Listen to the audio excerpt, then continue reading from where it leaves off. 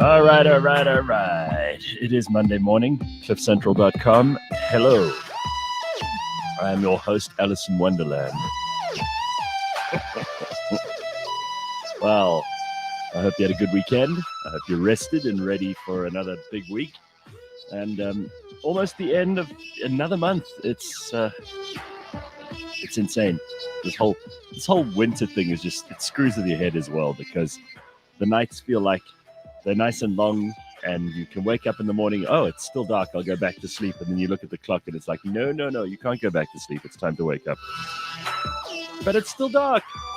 Yeah, well, your whole body rebels against it, but like, what are you going to do?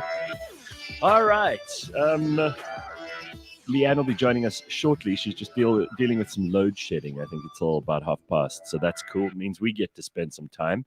I see Bitcoin is still buggering around somewhere around $21,000, if that interests you. I hope over the weekend you got paid. If you have a job and you're in the business of getting a salary, which frankly is everybody's business, hope you got paid, because it was the last weekend of the month. And if you did something fun over the weekend, let us know. I mean, if you went somewhere cool, if you met somebody cool, if you had an interesting conversation, tell us about it in the comments. You know what to do. Drop it in the YouTube comments, or you can, there it is, email, contact at cliffcentral.com. We get those emails straight away, and we want to hear from you. So we'll talk about some of the things that happened over the weekend. There seems to be an enormous amount of conversation, even in South Africa, on America and the abortion law. And in case you don't know what that suddenly would be about, well, the American Supreme Court overturned a case called Roe versus Wade, which was a signal case in terms of, first of all, if you're on the left, you say it basically constitutionalized the woman's right to choose, which is what people on the left believe. People on the right believe it allowed for the active murder of children in the womb under almost any circumstances. Both of these are, of course, wrong. The truth is always somewhere in between. And like I've said a million times on the show, we don't really, I don't have a particular dog in this fight. I certainly can say with my conscience clear, I have never been responsible for an abortion or an unwanted pregnancy. I'm very pleased about that, because I think it must be one of the most horrible things to deal with.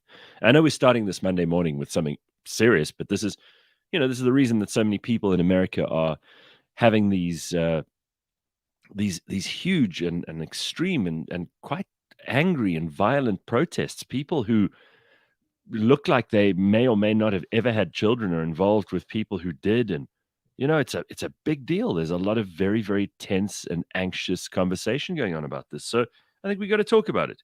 So, having been in the fortunate position where I haven't had to make any of these decisions or be a party to any of these decisions, because I do think that there is a larger burden of the decision making here on the woman. In this case, it's her body. She has to bear the child to term, all of that stuff.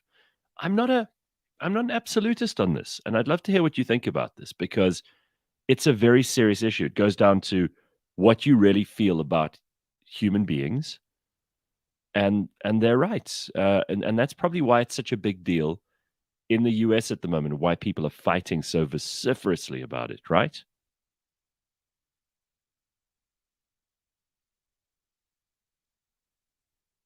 Sorry, despite waking up really early this morning, obligatory nose blowing is required. Usually I'm able to do that while someone else is talking on the show, but when it's just me, you have to just suffer through it, I'm afraid. But I'd love to hear what you think about this, because it is enormously polarizing. You've got people who come at it from a religious point of view, and that's entirely their right.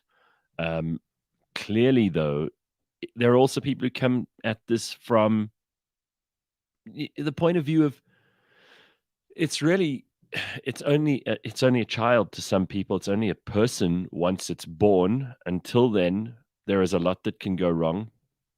Those people have the point of view that miscarriages happen, and that the child has to be, what do they call it? The child has to be sustainable, is it? Or Is there a better word for that? I don't know. I mean, there are hugely technical, theological, scientific, and philosophical debates around this, which, to be perfectly frank, I've never really gone into. Like, when does life begin? Does it begin at conception? That would seem to me the most obvious point at which we can say there is a new life created. But that is complicated because if that new life is not born to ultimate, you know, independence from the mother, is it really does it necessarily entail all the rights that the rest of us have? And this is why you can see America is just torn apart by this. I mean, to me, the worst point of view is always the extreme one, whether it's the extreme one that you should lock up in jail as murderers women who ask for abortions, which obviously is ridiculous, um, and where there are no exceptions. You know, like if there was rape or incest or something horrible like that, lock them up because they're ending a human life. That's a stupid point of view, if you ask me. And then on the opposite side, you've got another stupid point of view. There are these crazy people who are genuinely, um, they hate children, they hate life. They're walking around going, "I'm not only pro-choice, I'm pro-abortion." They say things like, "Oh well, Earth is full, and you know that is definitely not a child, and there are no rights whatsoever, and you should be able to just use it as a form of contraception, effectively." And both of those points of view just sound crazy to me. So I spent a bit of time this weekend thinking about this because there were also a couple of people who'd posted things on social media about all of this. And I have to be frank with you. I think it only really becomes an issue to you if you are in that position yourself. And like Carl says, it's an insanely difficult subject. There is not one right answer. I couldn't agree more, Carl. It is not something that I can clearly say I have a position on. I do think that ultimately the state has to be involved in some way because there is a basic question of law here. You know, is someone able to just decide that they would like to terminate another person's life? If that, what if you're 8 months pregnant and there is a healthy baby growing inside you, and you just decide, well, you know, financially, I don't know if I want this burden or whatever. Should you be allowed to just end that life?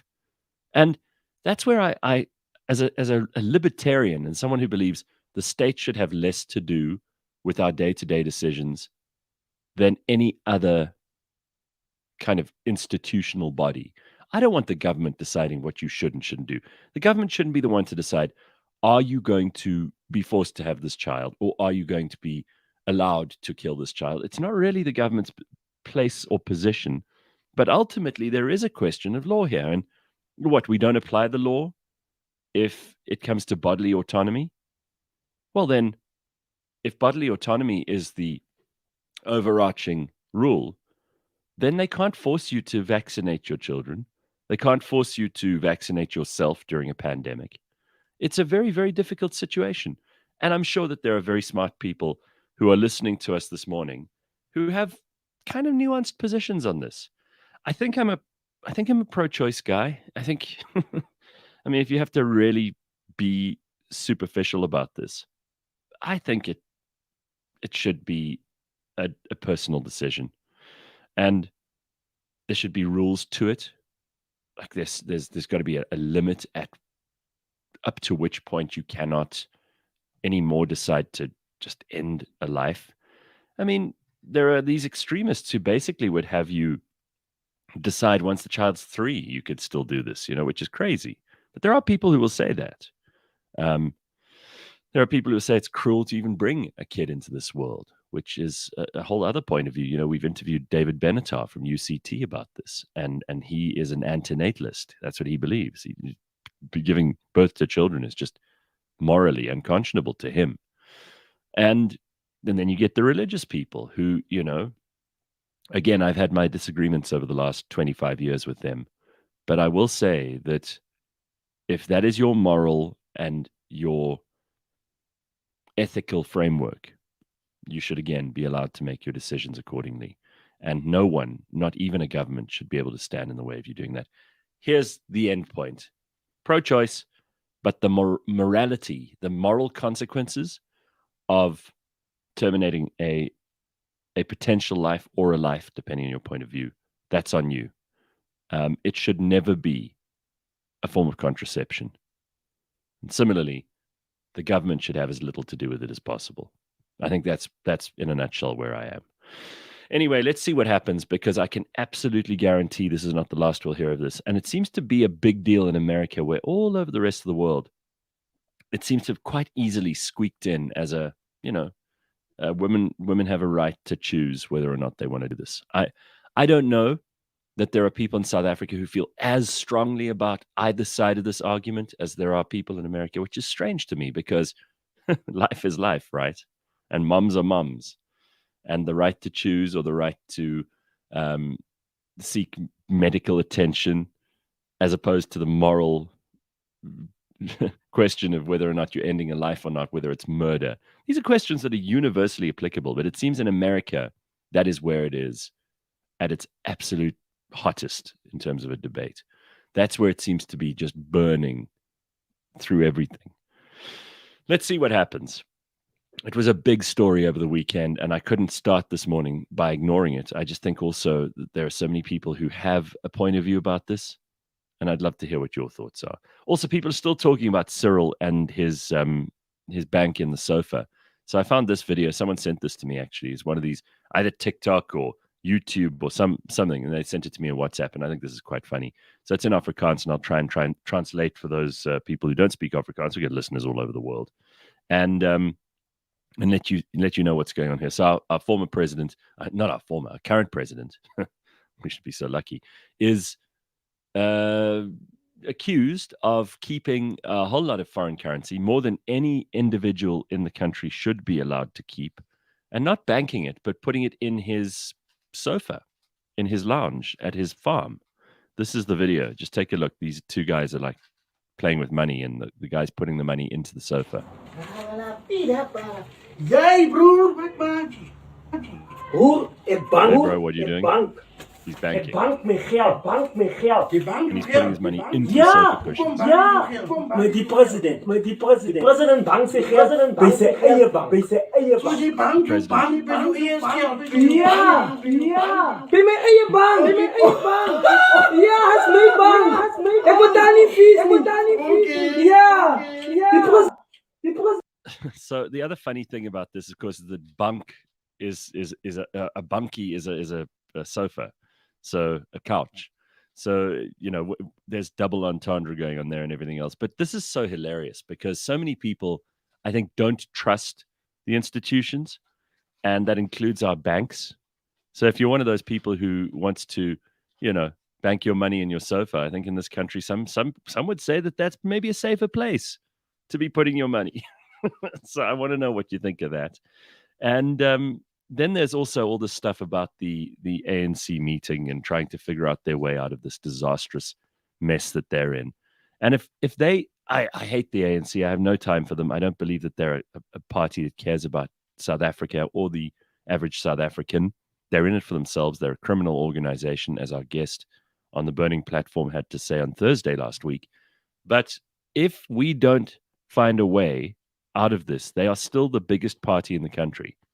Not by a lot anymore, but they are. If we don't find a way out of this, they're just going to drag us down with them. So this is very complicated. You want to help them. It's like having a derelict member of the family, right? One of those people in the family who's a terrible alcoholic. They take all the drugs. They spend all the money. They hit their wife. They're just an absolute disgrace. But they're in the family. So you can't just cut them loose and hope that, they'll sort themselves out. If you don't apply some medicine to it, you're going to have a lot more trouble in the long run. So this is something I've been thinking about too. How do you deal with this disgusting, derelict, rotten arm on the body, which is the ANC? I mean, how are we going to deal with this in a way that we don't sink the country at the same time? And if you have any ideas in that respect, I would love to hear. Tracy says the ANC is not a political party. There's still a freedom movement, freedom for very select people. Absolutely. And Tracy also loves the disclaimer behind me on the shelf this morning. This is something my business partner brought back from New York last week. And it's going to be a general sign that we use on the show. No stupid people beyond this point. So that's definitely not part of the set, whether we like it or not. And I think it that's kind of what if we have any theme for this show, that's it. And we could sometimes be stupid, but that's by choice. At birth, we should all be fitted with a switch that once we pass a test, we're allowed to have a kid. Too many fucktards reproduce. Okay, so again, without getting into very heavy stuff, first off, I think we've already broken that rule on a Monday. Who decides, Michael? So what is it, an automatic thing that's run by algorithm? And if the algorithm decides it doesn't like you, they switch off your ability to reproduce, your body just like shuts down those areas.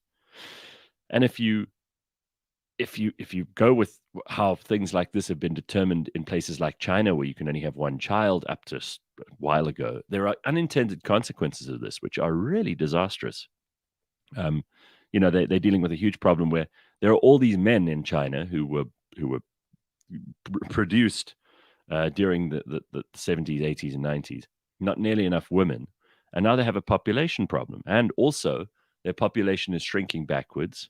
They have enormous social problems developing as a result of these unintended consequences. So what do we do? I mean, who decides that? I'm all for like responsible parenting and all of that stuff, but you can't write that into law. It's just the minute you give government, for example, let's say in this country, we gave government the ability to decide who has kids and who doesn't. Can you imagine if someone like Didi Mabuza, the deputy president, imagine if he was the one who decided whether you could have kids or not? I'm pretty sure you wouldn't want that. I'm pretty sure that there's no one in cabinet you trust to make that decision for you. Nico, who lives on a game farm, says the bloody lions came into the lodge last night at dinner and caused all sorts of excitement. Wow. I would have loved to have been there for that. That sounds amazing.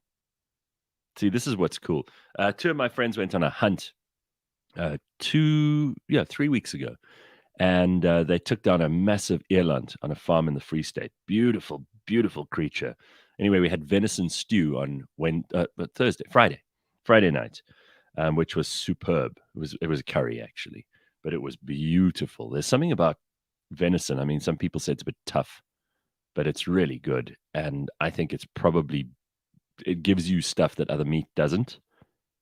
I would occasionally like a little more venison in my diet. So having had that on Friday, I can definitely speak positively of that. And before all the animal rights slacktivists hop on board of this is commercial hunting. You pay for the animal, you pay for the hunt. They hunt on foot. It's done properly. This is not some lazy, slacker kind of way of behaving. So in case someone's got a problem with that, who knows? Tracy says, if we didn't have a second child, my first child would have died. When my son was 8, he was diagnosed with leukemia. His brother is 6 years old and was 100% matching stem cell donor. It saved his life. Wow. That's an unbelievable story, Tracy. That's really incredible. I wonder if, you see, this is also something that many people talk about in America with regard to this debate about, who should live and who should die, and abortion and reproductive rights and all the rest of it.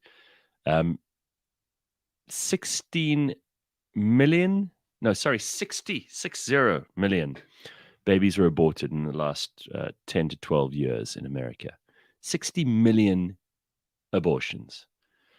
That's a horrifying number. And even if you don't believe that a child is a human being until it is born, it must horrify you on some level that there's been a destruction of some 60 million lives. That must horrify you. And then there's always the argument from, the people who are against abortion. They say, well, one of those people may have been a genius who could have been born and invented something, come up with a cure for cancer or God knows what else. And it's not really a good argument against abortion, but it's an interesting philosophical jumping off point. Like, we don't know what one or two of those people may have been able to achieve, what good they may have done. And then on the other side, they say, well, that's another 60 million people we didn't need to fill up Earth. So you have to decide where you fit on this argument. And for some, it's just not cut and dried. It's not very easy. So I don't know if you saw this, but Johnny Depp got an apology letter from Disney, as well as a $10 million offer to return as Jack Sparrow. Wow. First of all, I got to say that's got to be one of the first occasions ever where a person got an apology from a big corporation like Disney. I don't think that happens all that often. I'm pretty sure that this is the first time Johnny Depp's ever received a letter like that. And usually these corporations cannot admit when they were wrong. So they got together. They wrote an apology letter to him. The question is really, is $10 million enough? I mean, I think he won more off Amber Heard than it would make him to go back and do Jack Sparrow again for $10 million. Interestingly enough, I see Disney's share price has tanked. In the last year, it's probably down 50%, which, everybody's down quite a lot at the moment. Tesla's not doing great either. So that you could argue that they're just as bad, or they're as badly run. But the reality is that the markets are down entirely. But I wonder how Disney are feeling. I've been watching the Obi-Wan Star Wars series, and I actually got an email from somebody who's a big Star Wars fan and who listens to this show. And they said, I'm a shill for like Disney and for Star Wars and all of this shit. But I've seen the show and I actually don't think it's that bad. And maybe it's just because I want to hear more and see more of this saga. And I do love Star Wars. I've admitted from the beginning, I'm a total nerd. The time I was born, this was the fairy tale that we attached ourselves to. So I can't really find fault, even though Disney's gone super woke and they've got this huge mandate to include all the LGBTQ plus, all the diversity and inclusion bullshit that it seems everyone's obsessed with in Hollywood at the moment. I just don't think that that's enough, that's off-putting enough to me yet for me to turn my back on the whole franchise. I know that there are parents who've turned against Disney because they've tried to basically inculcate a whole lot of this left-wing stuff into their kids. And I get that. That's fine. I don't have kids, so I can make up adult decisions for myself. And like with any entertainment company, you decide whether you like something or you don't. I like some of the things. I don't like others. I was watching another episode last night of The Boys, which is an Amazon Prime exclusive. It's a show about superheroes, but superheroes who are flawed. We always see superheroes as being these perfect creatures that are able to fight the bad guys, save people, do the right thing. But if there were superheroes and they were actually people as well, there'd be a couple of them who were horrible. And there'd be a few that were insecure, narcissistic, overconfident, self-absorbed, and probably even more so if they had superpowers. Can you imagine the worst person who also had super strength or was able to fly or something like that? It would be a disaster.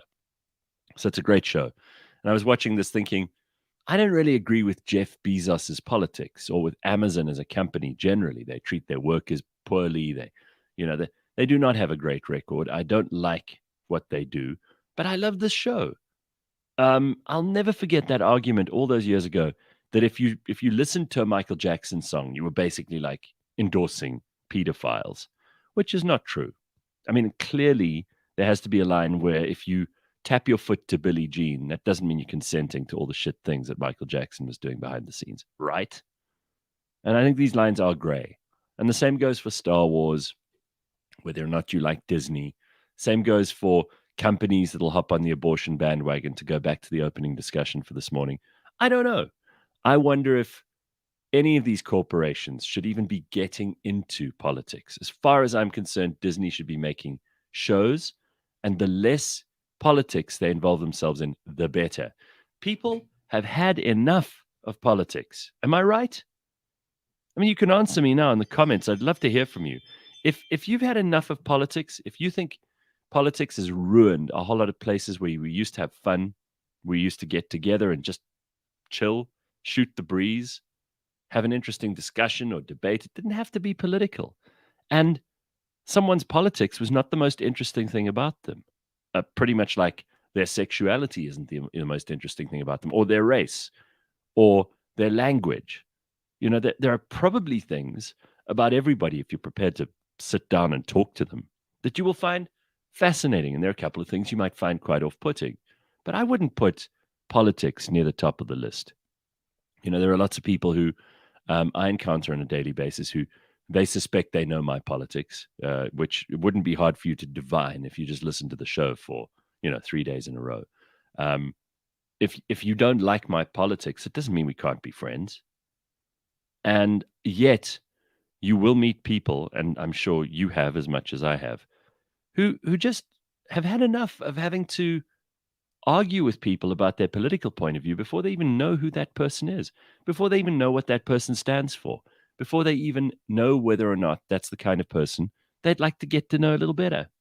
And I think politics has soured everything. If you're a corporation, you're a company, and you can avoid getting into politics at all, do it.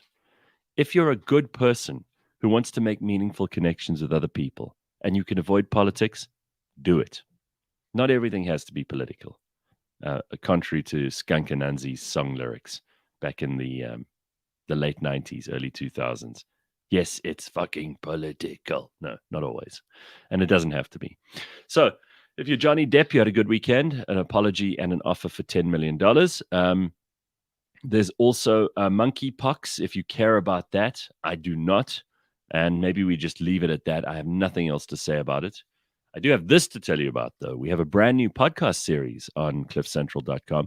You know, we launched these series, and occasionally it might just be worth your while to go and have a look at what's going on the website. Scroll down a little bit further than the very top of the page, because there are some really cool things that are happening, and some of them I'm extremely proud of. So Investec have put a podcast series together, and this is called Investec Future Impact.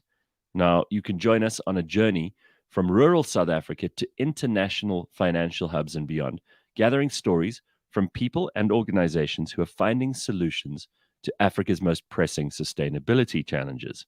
It's hosted by Sibenzile Nkambule, and it is an 8-part series from Investec. So only 8 episodes, and they're really good.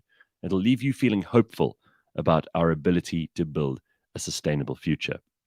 In the first episode, we get the experts to unpack the buzzwords. You want to know the difference between ESG, sustainable, and impact investing? Well, you can listen to the Investec Future Impact series, which is available wherever you get your podcasts. And I would advise you to take a listen to this too, because obviously these are things we need to consider too. These are serious things. A lot of people wake up in the morning worried about the future of the planet, sustainability, where we should invest money, what kinds of projects will be good for the planet and which kinds of projects are bad for it. We want to hear from you. So let us know what you think of this series and join us on the series. It is called Investec Future Impact, and we would love to hear from you. We're coming up to past. Kala says, have you spoken about the SCOTUS ruling overturning Roe v. Wade? Kala, you are late, and I'm not going over that territory again, but we basically started with it at 6. But Kala is proving my point that this is something people are interested in.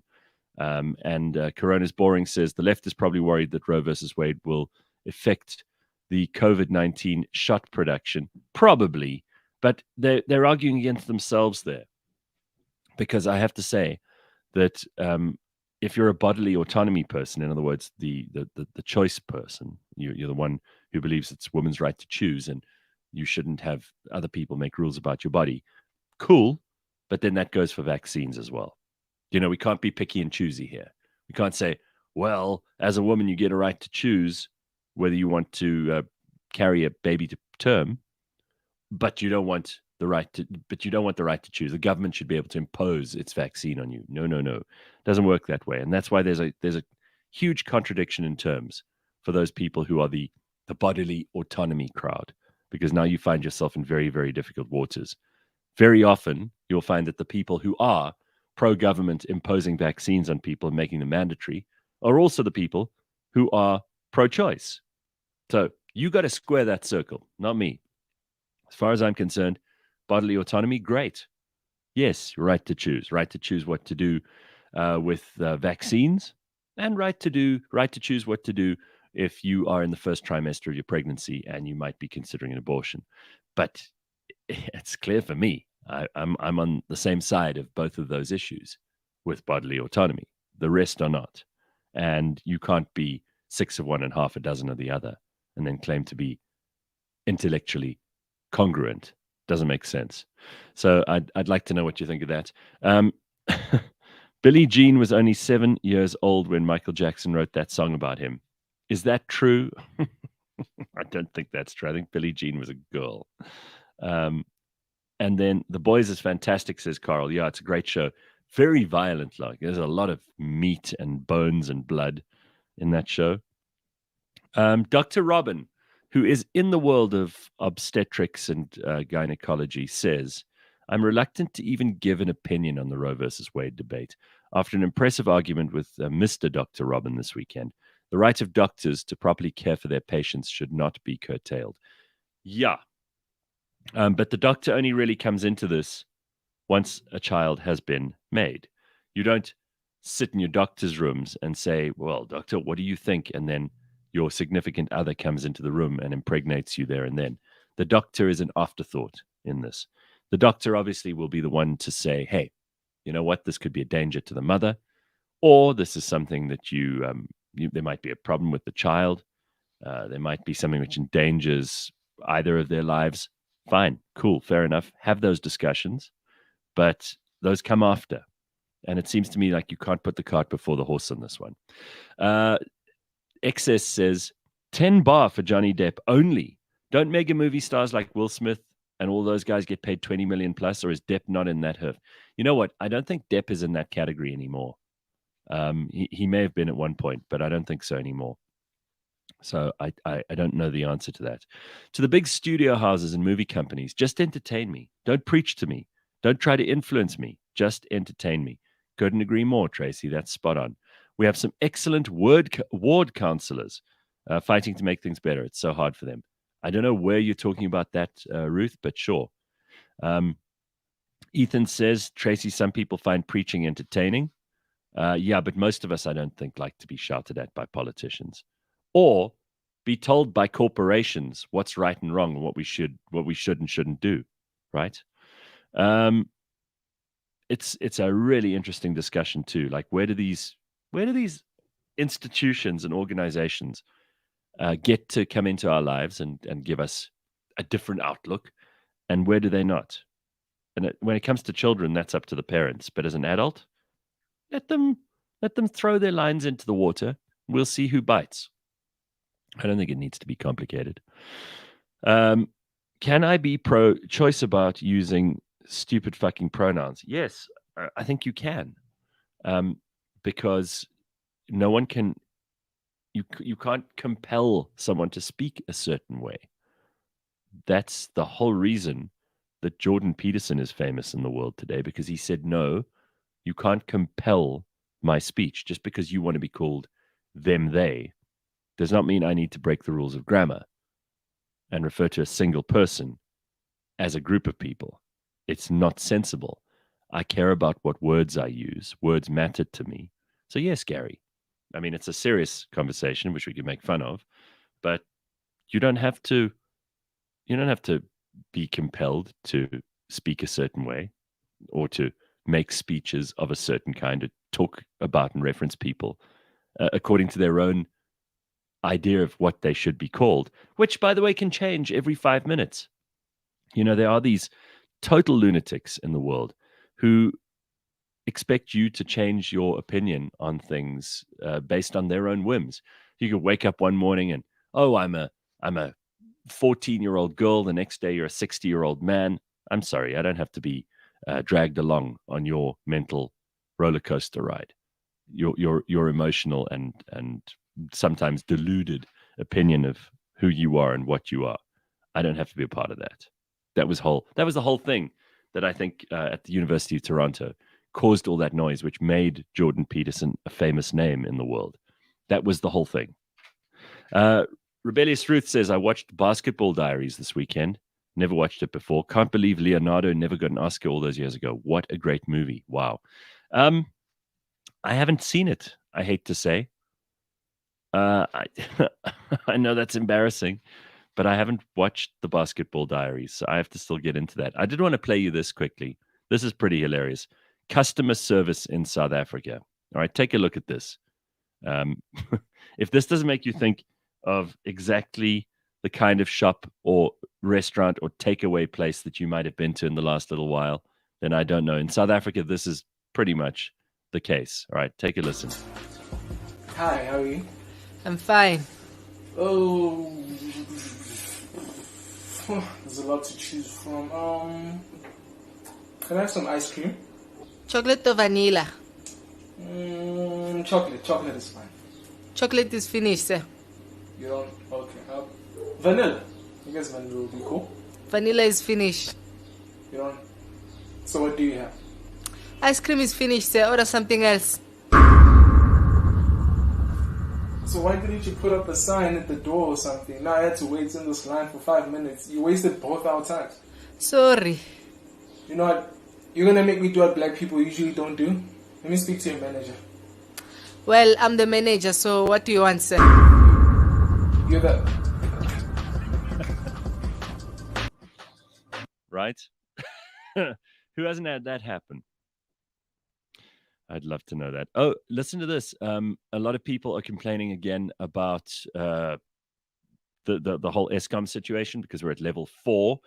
Again, I wonder how they're sorting that out, if at all. You know, if they're making any progress on that, because I've decided I'm making the leap. I'm going to go to solar so that at least I can have lights. I I don't want to put up with being in a situation where I might not have lights for up to 2 hours, and it's going to cost me money, but I got to do it. And I don't think I can afford it right now, but I have to do it. It's just a non-negotiable. And I don't need the kitchen to be on full power. You know, I don't use the stove and oven. If there's load shedding, I'll manage without that. But the very least you can have is lights, for God's sake, and be able to charge your laptop and have the internet. And to not have those things is just insane.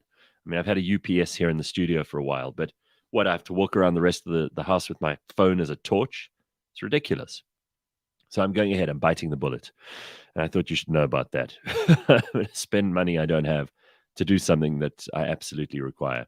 And who knows, may save me some money with Eskom too. I might just decide to turn off my power myself sometimes when I don't need all of this power. Let's see what happens.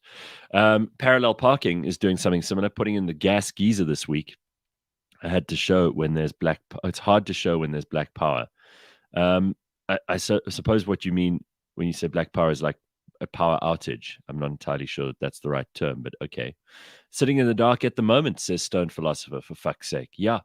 And you know what? If you wake up early or you go to sleep late, I do a lot of my most productive work at night, early in the morning, obviously with the show. I can't be sitting there in the dark. It's bad enough, when you don't get everything to go your way and you're trying to do productive work and you can't get basic things up and running. But even worse, to do it in the dark. You feel like such a loser. Like, what the hell is wrong with me? Let's look at a couple of headlines from the news in the last couple of days. And by the way, we are waiting for Leigh-Ann Mole. She'll be joining us just now. But in the meantime, there are a couple of news headlines that we need to look at. So where do we start? Let me begin with this. There are... we're not going to go over the abortion thing again because that's in the news, definitely. It's something everyone's talking about. Stage 4 power cuts to continue until Wednesday due to labor action, says Eskom. So it's bad enough that the systems don't work at Eskom and that they don't have the right people. But now it turns out that the full staff complement has not reported for duty. As a result, unplanned generation losses have not been reduced as planned. Listen, we have a police and an army in this country, which we pay for. Eskom is an essential service. the government should force the people at Eskom to either pitch for work today or fire them and find new people. It's that easy. So apparently the protests are linked to wage talks. These range from blocking access to some power stations to the violent intimidation of managers and other staff who did report for duty. Fire them. There are loads of people in this country who would love to have a job, probably people who are more qualified than the people who currently work for Eskom. Give them the jobs, fire these other people, and let's move on. We are not in a position as a country where we can afford to have a knife at our throats by a bunch of workers at a state utility which has not been doing its job. Fire them. It's time to move on. So I want to know what you think of that. If you have any opinion that's different to mine on that, I'd love to hear what you think of it. In other news, Zuma. I didn't watch any of this on Saturday, but I did go past the TV and saw it was on.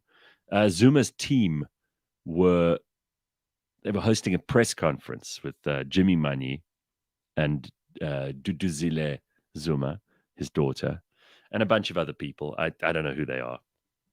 Bunch of losers, really, all together at the briefing.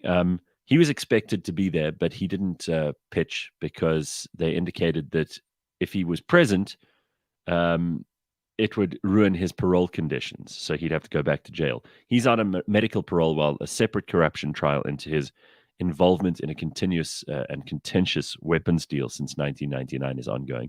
Regarding the report, the foundation spokesperson, Jimmy Manyi, said Zondo himself could not hold back his political and factional support for Ramaphosa. Manyi states that the state capture report lacked concrete evidence, adding that Zuma is a victim of a targeted legal assault. Now, do you believe this? Do you think they have any case at all? Of course, they should be allowed to have their press conferences. They should be allowed to support the former president. But to call the Zondo Commission unlawful and that it's just basically a circle of gossip seems like a bit of a stretch, especially when we all know for a fact that Jacob Zuma is knee-deep in corruption. And if not the main agent, then very close to the center of what was going on during state capture. Let's not forget, the State Capture Commission was established by Jacob Zuma. Whether he now believes it's done the right job or not, that was where it started. So you can't be making this shit up. It's just unbelievable. One quick last headline before we move on to other things. At least 20 children died in an Eastern Cape tavern. This is a terrible, terrible story. And a lot of people were making noise on social media about this, rightly so. They've confirmed at least 20 children died in East London. The incident happened in the early hours of Sunday morning at Enyobeni Tavern in Scenery Park. There is speculation that patrons were either exposed to some form of poison or an incident that resulted in a large number being injured and killed in a stampede. It is understood that bodies are lying strewn across tables, chairs, and on the floor at the club with no obvious signs of injury. The SAPS confirms that 17 children were found dead inside the tavern. Circumstances surrounding the incident are still under investigation. I have to ask, and I'm sure this is what a lot of people were saying over the weekend, why are children in a tavern? Again, you can blame all kinds of things. You blame the government. You can blame the tavern. You can hold a whole lot of people responsible. But where are the parents? Where are the parents? How can the parents escape obvious responsibility here? Leigh-Ann Moll's with us. Hey, ass, how are you? Hi, I'm still in the dark. Were you load shat and you're still being load shat? Yeah, it hasn't come back on yet. So I'm using what little data I have left before the end of the month. Well, I'm also in the process of firing up the coal and defrosting the cats. That sounds horrible. Yeah, I made the decision. I'm going to have to put in solar, even though it's a bloody big expense, and it's not something it's not something I want to put on the balance sheet at the moment because who has extra money lying around? But I've just got to do it. I can't afford to be. Most of my neighbors have generators. I'm not going to do that, but I'll put in like a couple of batteries just so there's light. It's so medieval for you to be stuck in the dark. So I feel your pain.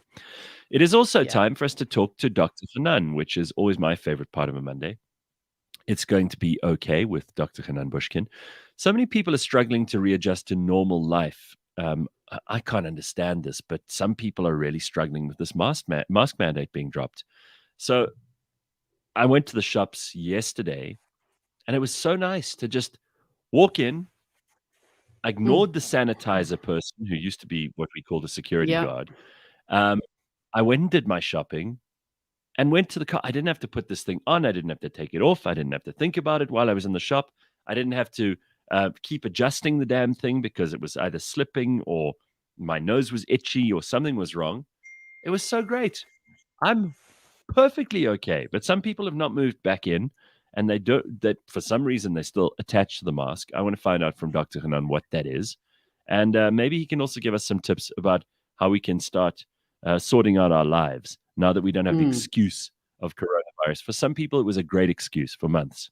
Let's see if we can get past that. Dr. Hanan, how are you? Hey guys, I'm well. How are you? Good. Happy Monday. I hope you had a good weekend. Are you also Good. pleased that we don't have to wear these face nappies anymore? Very much so. It's such a blessing for me. I struggled with it from the beginning, and the fact that now it's been dropped. I mean, going to the gym, try go to the gym without a mask. It's a whole new holiday. It's an amazing experience. I refused to use a mask in the gym, and when the people came up and told me, "Oh no, you have to put on a mask," I was like, "Well, then I'd rather just train at home." Frankly, Yeah, no, it was a big thing. Yeah. And how are you meant to do this? Breathing is an important part of training. Your body's not used to working anaerobically, so you cover your snout. It's not good for you while you're exercising. Anyway, also, what do you Dr. think of these Hanan, people? in your line of business as well, I mean, you've had to treat patients who have half of their face covered, and reading facial expressions is so important. I mean, you could have a serial killer sitting there who's smiling about the cats that he killed this weekend, but you can't see him smiling. Yeah. You know how much it has actually helped, certainly the dynamic and the interaction between myself and my patients, to be able to observe facial expressions. Yeah. We take it for granted, but we connect a lot with our face. Try cover your face and have a conversation with someone to see what happens. It's impossible to pick up on these small little nuances. Like, how do you know when somebody is approving of you or disapproving of you? And to be able to see that, because we pick people's emotions up through micro expressions, and the best way to pick up a micro expression is through the facial expressions. Body language also tells a lot, but the face tells the whole story. So certainly when that has been dropped, the dynamic is shifted completely. As a matter of fact, I would rather, as a matter of fact, just one more thing, I would rather see somebody over Zoom and do therapy with somebody over Zoom than see somebody face-to-face wearing a mask. That's how important facial expressions are. Sure. Absolutely. All right, but we all sound like we're on the same side of this. None of us are attached to these. None of us are complaining that masks are gone now. I mean, you could still wear a mask. This is the funny thing, right?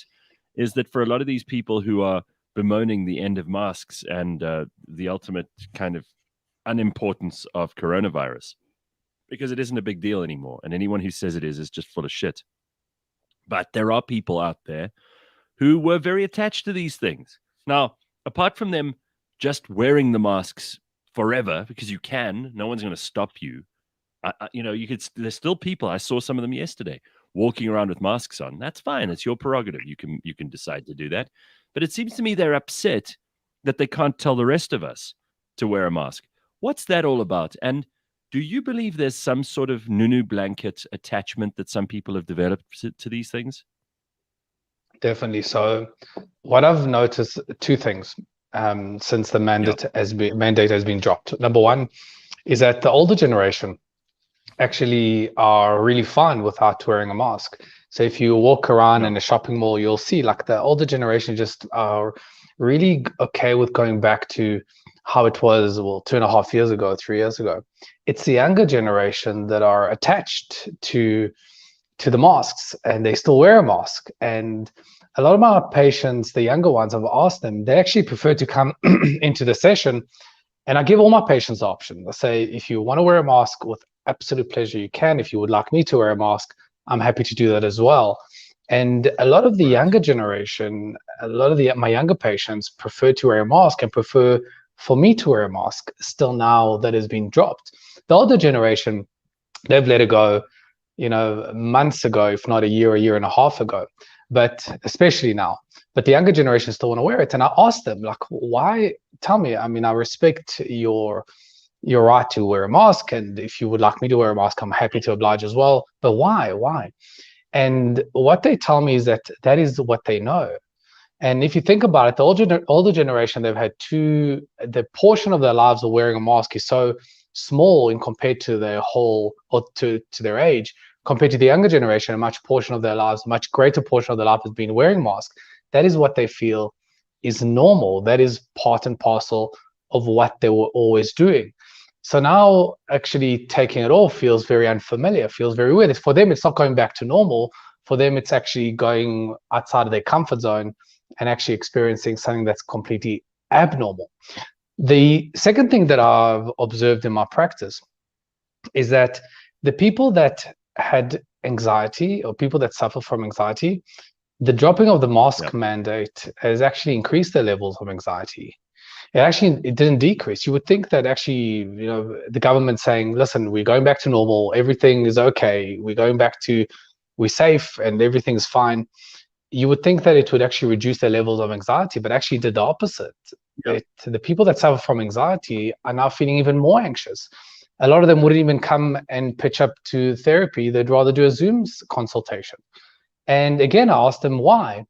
And the answer was, well, if now the masks have been dropped, can you imagine how people are going to start behaving? So they kind of are making a much bigger problem. They're going, well, and now nobody's going to be wearing masks. People are going to be unhygienic. People are not going to sanitize anymore. Everybody's going to be spewing and coughing and sneezing all over you. And therefore, they would rather not do it. So the non-anxious, let's call them the non-anxious people, are celebrating this mandate, or the drop of the mandate. And the anxious people are feeling even more anxious. And it will take them a while to adjust. And obviously, I'd like to just chat about how to adjust. But that's what I've been observing. Well, we'll talk about how to adjust in a second, but I do want to go back to this point that I made just a moment ago. You can still carry on wearing a mask if you want to, but it seems to me the people we're talking about here, the anxious group, as you call them, are not satisfied with that. They want to tell everyone else to wear a mask as well. That's the big issue to them, is they're expecting everyone else to conform to their way of society functioning from here on in. And most of us are just not interested in their stupid rules anymore. We put up with it for 2.5 years. It was a disaster. It did not help or save a single life demonstrably in evidence. You cannot say that a mask saved anyone's life. You don't know that for a fact. And I can absolutely say that masks have got in the way of children being taught. I mean, the children are the ones I feel most sorry for. You got all these anxious, nervous people that you were talking about just a minute ago. And they seem to be okay with the idea that children had to cover their faces when children were at no risk of this disease killing them, and where children had to go to school, walk around with these things like, kids, doc, you've got kids. The last thing you want to do to a kid is make them wear this stupid thing. And I know that they adjusted well, and in many cases, they just got used to it. But that doesn't mean we should have punished them. If you put a person in a cage, they'll eventually get used to it. But that doesn't mean it's a good thing to put someone in a cage. You make people learn without seeing how the mouth forms words at the age where they're meant to be learning how to form words. That's going to retard their development. This is not good. Seems those terribly anxious people that you're talking about a moment ago, they have no regard for that. They're only interested in themselves. Yeah. So what happens with anxiety or with anxious individuals is they want to control their external world, which makes them feel internally in control. So if you think about somebody that has obsessive compulsive disorder, OCD, they will set out their cupboard and color code them. And that's a way to control your external world in order to feel internally more in control. They would maybe, adjust a number on a radio in a particular numeral. They control the external world in order to feel much more in control internally. And with the mask, it's the same thing. I want to go back to controlling my external world. I want my external world to be predictable and under my control, because internally I feel much better, much safer, much more in control. So that's the mechanism that's happening. But sooner or later, they'll just adjust and realize that they can't control their external world. See, the difference between controlling your cupboard and color coding it is that you can do it. That's under your control. Your cupboard is not going to rebel and resist. But when you try to control other people and you try to color code other people and tell them what to do, is people rebel and resist because nobody wants to be controlled. So they'll soon come to realize that they can't control and predict their external world, and they'll have to adjust to the reality. Yeah. And what you've said a million times, just because you feel a certain way doesn't make it true. And probably it's a bad guide for you to make decisions on, especially when it comes to public policy. So we shouldn't have anxious people making rules for the rest of us. Otherwise, we'll all live in their dystopian nightmare. All right, so we've managed to now get past these masks. Do you think that there is a lesson to be learned here? And when it comes to people moving on from this, you've obviously got a couple of tips. We'll get into some of those. But is there a lesson learned here about society, about your place in society, about control, about being paranoid? And at the same time, is there something we can learn about hygiene and about just being more aware and trying to figure out our way through the next one? Because there'll be others. You know, they're already talking about the monkeypox, but there'll be other things that come along. What have we learned, Doc?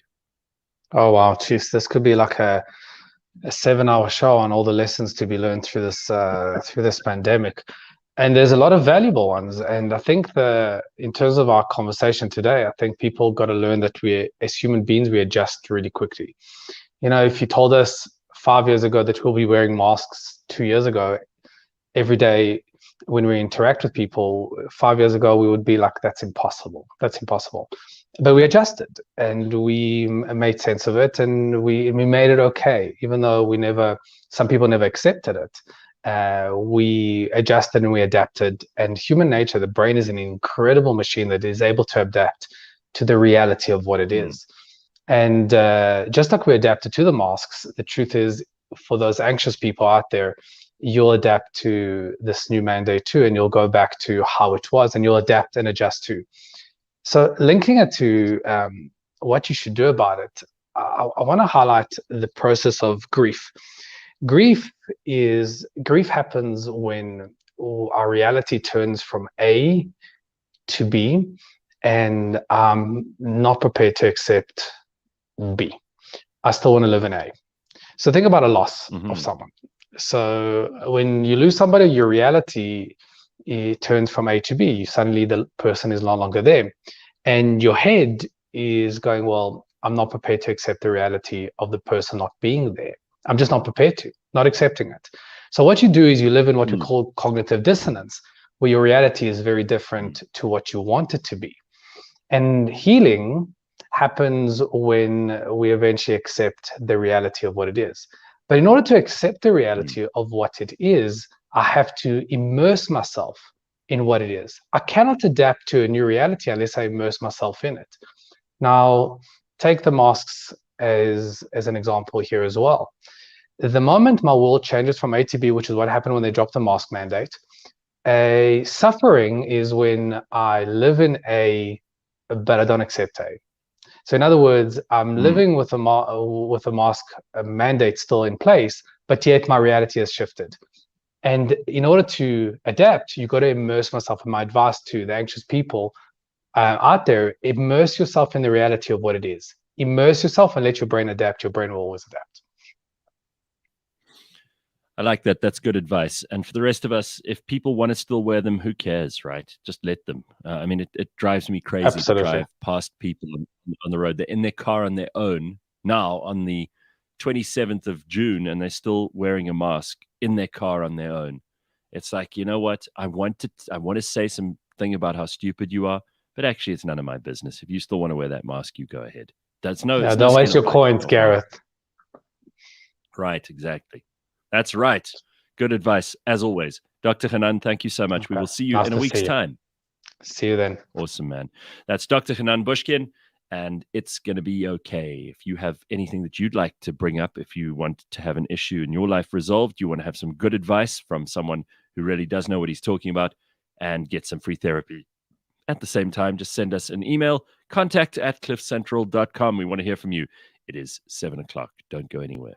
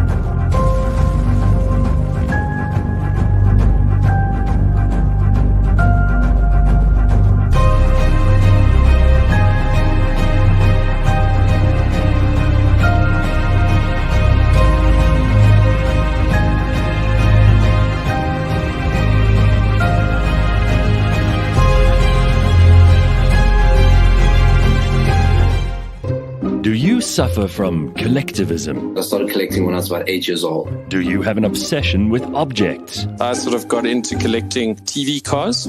Are you a fanatic? A devotee?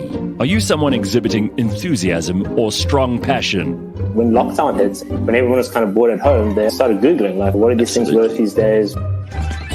Cliff Central dispenses a weekly dose of collectomania. Join me as I talk to compulsive collectors. Fascinating. The frame's total value is probably about 12,000 Rand. Possibly a little weird. I developed this infatuation with the Statue of Liberty. Collectomania, Mondays on the Gareth Cliff Show. Brought to you by SA Gold Coin Exchange and the Scoin Shop. All right. It is a Monday morning. It is the 20, what is it today? Is it 20, what's the date today? 27th of June. 27. All right, so we got lots to do, people to see, places to go. Are you still in the dark, or have you come out? No, of it's the just load come shed? back on. I'm turning off all the hooray. torches. I've got the gas heater going. The cat's defrosting. They're sitting in line in a row. It has to be one at a time. So the third one's in now. Should be good. This is what we have to do. This is our lives. It's ridiculous. And all of this is not because the power plants have failed. This is because the staff are now on strike. You know, it never ends. I really just think Eskom, we should just shut the whole thing down and start again. Really, it doesn't seem like there's a sensible way out. Anyway, we mentioned during the break Collectomania, and Collectomania returns today, brought to you by the South African Gold Coin Exchange and the Scoin Shop. And we're going to be joined by Zaid Motala, who has books, comic books, action figures, Funko Pops, a whole eclectic collection. We want to hear from you. If you know somebody who has a really cool collection, please let us know about it. We want to find the best collectors in South Africa, maybe even in the world. I know Dori's busy working on a couple of interesting guests from all over the world who've actually built museums around their collections, and not by the way, not the most obvious collections and not the most obvious things to make museums out of. There's a place called the Pooseum which is an actual institution that collects different kinds of poo from all over the world, from different animals, from different places, from different creatures. And they've established the Pooseum. So believe me, there is an endless list of things that you could learn on collectomania, and we will be giving you an insight into some of that a little later on today. Let us know what's on your mind. Let us know what's on your agenda for this morning and for the rest of this week. If you did something fun over the weekend that you want to tell us about, do that too. We want to hear from you. All right. So a couple of interesting things going on in the comments. Obviously, there are people having infighting. There's always that. But there's still people talking about Cyril. There's still people talking about abortion in the United States, which is such a big deal.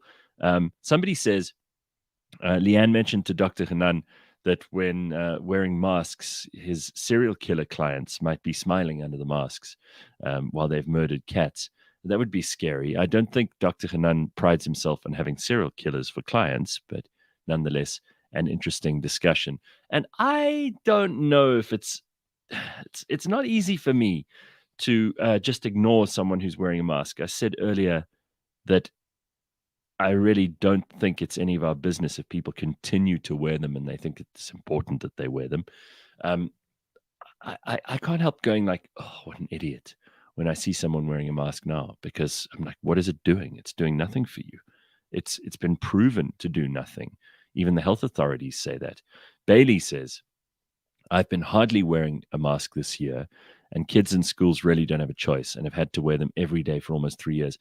Well, I think that's cruel. That's a kind of cruelty that I just really don't have time for. I don't mind if adults are allowing themselves to be stupid.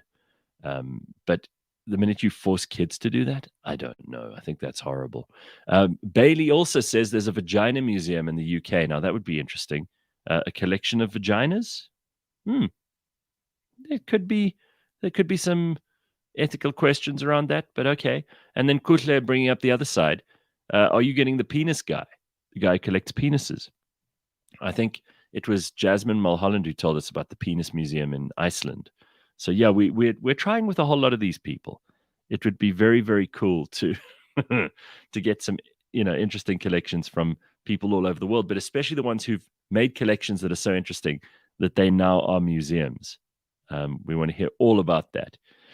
So we've seen over the last while that one of the ways for a company in South Africa, insurance companies have been very good at this, to make themselves more likable, to get themselves a little bit of an extra bit of marketing angle, is to fill potholes, which is something that's been going on. So apparently you can expect more branded pothole repairs with private companies making their mark on Johannesburg's roads. I have no problem with this. If you are an insurance company and you have a purple logo and you fill the pothole with purple colored tar, I'm all for it. I think that's great. You can even put your brand name across it because it means that you've done something to improve our lives. And I don't think anyone would have a problem with that. And that's true, right, Leigh-Ann? They're actually starting to become more and more of a sight on Joburg's roads as more companies, not just the ones who've been doing it up to now, but more of them are jumping on this bandwagon. Good. This is something seriously good. Why would anyone have a problem with this? I was wondering how they were doing it and if it was legal or, I mean, I wouldn't be surprised if these companies just said, no one's going to catch us, let's just do it. What can they say? Stop repairing our roads. But it's actually an agreement. I didn't realize that. It's through a private-public partnership. So at the moment, there are still just the two major insurance companies, and they've repaired more than 100,000 potholes. Who are they? Because they deserve credit. Who are the two companies? Discovery and Dial Direct. Awesome. Much love to both of you. They've come together with an app called Pothole Patrol, where you can report potholes. And I've seen it in my own road, which is certainly not a main road. They come within a few weeks and it's done. So I think it's amazing. So yes, there's a whole lot more companies which are now going to be opened in terms of communications with transportation officials to open up more partnerships to help fix potholes, which is amazing. Well, lovely lady Lee points out here, insurers are smart. They're actually looking out for their own pockets by filling up the potholes, because obviously you have to pay out big insurance claims for people whose tires and wheels have gone, who've done irreparable damage to their cars because of this. Sure, but that is good business. That's sensible. Someone's going to fix them. Nobody's driving around their car going, "Oh, I hope I hit a pothole so I can get a new tire." That's an inconvenience no one wants, right? I mean, it is a win-win. Well, and it's looking ahead. It's looking, it's looking into the future. These companies are saying we're going to be forking out more money. Unlike with the abortion issue in the US, are they thinking about how many children can't be paid for? Are they willing to pay for these children that are now born that don't, have parents or money to look after them? I've always said that there should be a tax rebate for people who don't have kids. If you've willingly decided you're not going to have children, and I'm paying for public education of other people's kids, and I'm paying for social welfare for other people's kids, I should get a tax rebate. If you're a single person or you're a married couple and you've decided not to have kids, the government should give you like a 15-20% reduction on your overall tax, because they should say, well, this person is not actually burdening the system with another person, so here's a rebate. I mean, is that not at least something we could talk about? Yeah, like you first of all right. So if you are not on social welfare yourself, obviously you wouldn't be taxed if you were, because you'd be below the tax threshold. But those are the people who then should be looked at, and the government should go, well, okay, this person has decided not to have kids, or they can't have kids, or whatever. We can give them a little reduction there. They're paying for all these other people's kids, so I think that there's an argument, like a good, sensible, moral argument, that there should be less payment there. But of course, if we're going to do that, then let's just go back to the potholes for a second. Shouldn't or the electricity? Or the electricity. Let's get that right. Shouldn't you get a rebate too? If the insurance companies are taking care of the roads, then we shouldn't have to pay the government tax to look after the roads. There are some roads in this country that are a disaster. They've done nothing for them. I saw Fikile Mbalula over the weekend. He was tweeting or Instagramming, I think it was, up a storm about like roads in Potchefstroom, I think, and saying how he's going to fix them. Well, okay, fix them. But if the insurance companies are fixing them, we shouldn't have to pay you tax money, and you shouldn't be paid as a Minister of Transport. Just saying. Isn't there something in the Constitution, says Ruth, protecting the citizen against improper service delivery?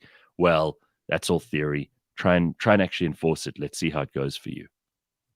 What if you have unclaimed kids out there that you don't know about, Gareth, says lovely lady. Well, that's why Father's Day is so tough. 2 Sundays ago, I switched my phone off until at least the Monday morning. There is that one child that they found via the Sun newspaper, wasn't it? Yeah, that was a bullshit child story. of yours. Yeah, they had to apologize because they hadn't even the journalist, in inverted commas, in that story was so hilarious. The journalist hadn't even attempted to get hold of me to like corroborate the story. Had I ever met this person who was claiming to be? Anyway, it's hilarious. I've still got the newspaper, and it's something funny. I'll keep for the rest of my life. Show people if I feel like making them laugh. Anyway, single people should pay more for not producing more taxpayers, says Durban Dope. Oh my Lord. Yeah, that doesn't make any sense. We should all pay our tax into Outa's bank account for 2 months, and then we can negotiate with government. Now, that's an interesting idea. I wonder if Outa, next time we have Wayne Duvenard here on, I'm going to ask him about that. I'm going to say to him, hey, Wayne, how about we establish an account we can all pay our tax into, and we don't give it to the government until they can prove that they deserve it. I mean, that would be phenomenal. That would really put the fear of God into them. Vernon says, we went to Pararinha this weekend. Wonderful Portuguese restaurant in Rosettenville. Such an odd spot considering the area, but recommended. Funny, I went there in January for a birthday party of a friend of mine. And the food really is good. And it's an institution. I mean, it's got ties on the roof from all the people over the years who've come to eat there. And it's got real character, but my God, it's in like the most rundown, awful neighborhood you could possibly imagine. Like Rosettenville is really, really shit. I wouldn't go there again for the neighborhood. Really I can promise you that. It's got really bad over like the past 20 years, 15, 20 years. Before it was kind of okay, but now it's just gone. Yeah, I mean, maybe part of the character is that it's always stayed in the same place, this restaurant. And I think that, you know, you could, in fact, the building that it's in was a police station, apparently, because the room that we were eating in was one of the holding cells two of the holding cells that they'd smushed together and broken the wall down in between them. I mean, it's got character, it's got history, right? It's got a story attached to it, which is quite cool. I remember going there all that way. I remember going there for a meeting. I was dragged along. I was only, I think, 14 or 15 at the time. And I was dating someone whose older brother was involved in counterfeit money. And we happened to be spending the day with him and went along to this meeting. And it's only now when I think back of what they were talking about, that they were talking about counterfeit money. And it was like this little mafia corner that we sat in, not with the restaurant owners, of course, but with somebody else. But that was interesting. And then about 2 weeks later, my boyfriend and I were sitting at the table with his parents. The older brother was not there. And there was a knock at the door. The police barged in and arrested the parents right in front of us, pinned them against the wall, their hands up. Obviously, this is what happens my in boyfriend's the South, hey? Yeah. Obviously, my boyfriend's brother had given them money, not knowing that it was counterfeit money. And they were busted for spending it. Good times. Good times, Leigh-Ann. You and your criminal ex-boyfriend's family. Yeah, that's great. There's an interesting story in the news. The Qatar World Cup is on its way in 2022. They've moved it further towards the end of the year because it's too hot now for Qatar to be hosting the World Cup at the normal time. Normally, we'd go into the World Cup in the month of July and August. They've moved it closer to the end of the year. But Qatar have also banned casual sex during the 2022 World Cup. Now, do you remember how well prostitutes did in South Africa during the World Cup? Remember 2010 here in South Africa? Yes. It was a big thing. We interviewed people about it on the show. It was a booming business. There were lots and lots of people who were lining up to make tons of cash from prostitution and sex and, you know, the general sex industry in South Africa in 2010 during the World Cup. And everybody was thrilled about it because it was like, oh, yeah, employment and money coming in and people spending money. And so Qatar has banned that. Of course, they're a very strict and conservative society in Qatar. Not only that, but, you know, I remember during our World Cup, girls would get ready every single night to go out partying and end up, you know, with some hot football player. So, you know, without any money being exchanged, it was just for fun.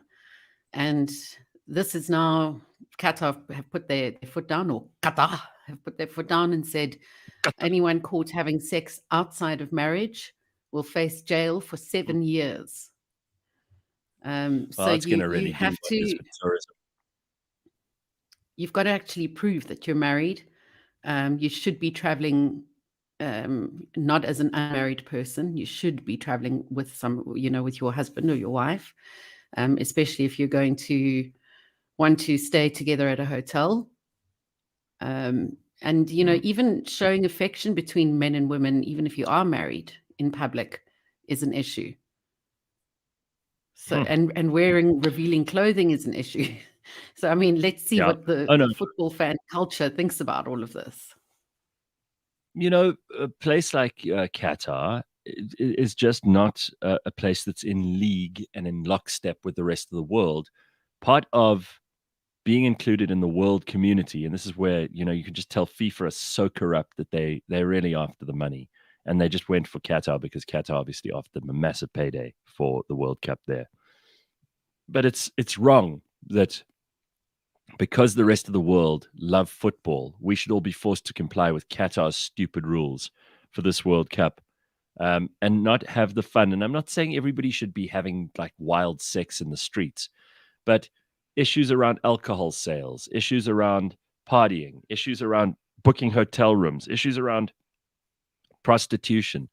The rest of the world has moved far beyond the stage that Qatar's at the moment. But now we must all comply with their rules. Why? Because the FIFA decided they're going to host it there.